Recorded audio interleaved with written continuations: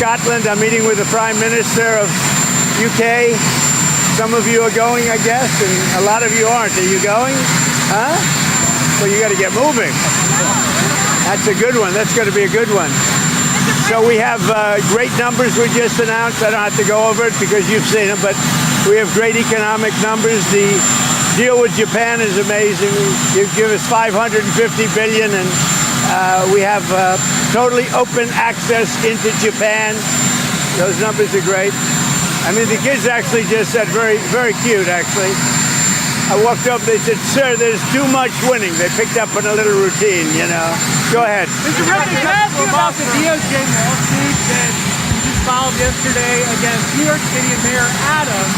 In the lawsuit, they named the CBP officer that was off duty that was shot. Your thoughts on that? Yeah, that's DOJ going against New York, but we're going against a lot of other places, too. We want to bring, it'll be a deal where they have to buy down their tariff, because they're right now at 30%. And they'll have to buy them down, maybe, or they could leave them the way they are. But they want to make a deal very badly. I would have said we have a 25% chance with Japan, and they kept coming back, and we made a deal, and the deal is, don't forget, Japan's putting up $550 billion. It's a lot of money. And also paying tariffs. The biggest part of the Japan deal, and maybe we get this with EU, maybe we don't, is that we have the right to go in and trade. We have the right. They've totally opened Japan to just to the U.S.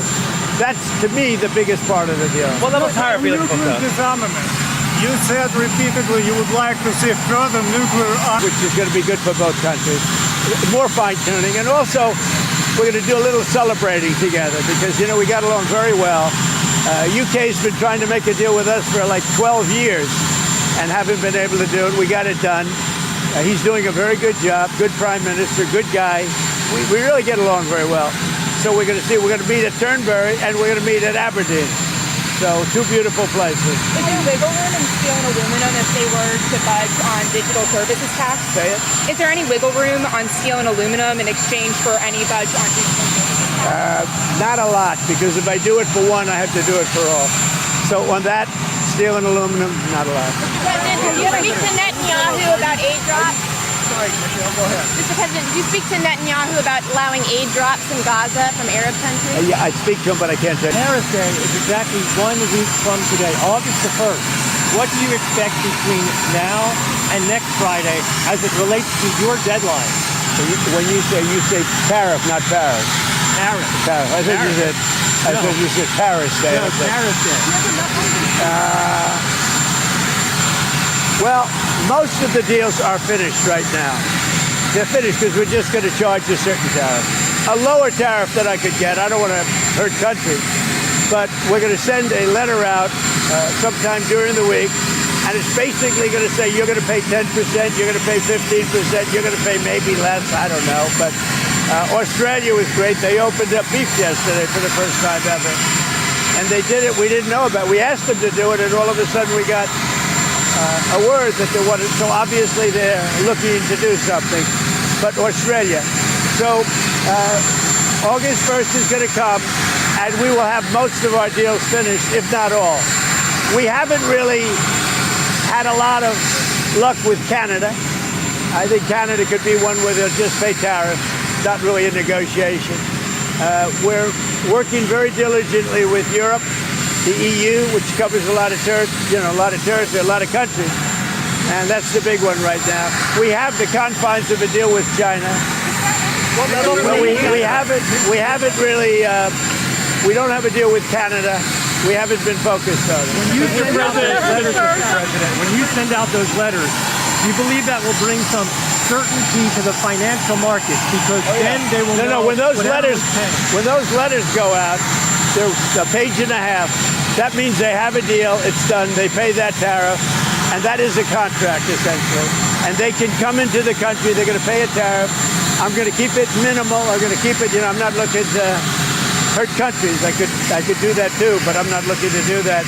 But when that letter goes out, that's a deal. And we'll be sending maybe close to 200 of those letters out. Don't forget, we have a lot of countries. So we're going to be sending out almost 200 of those letters.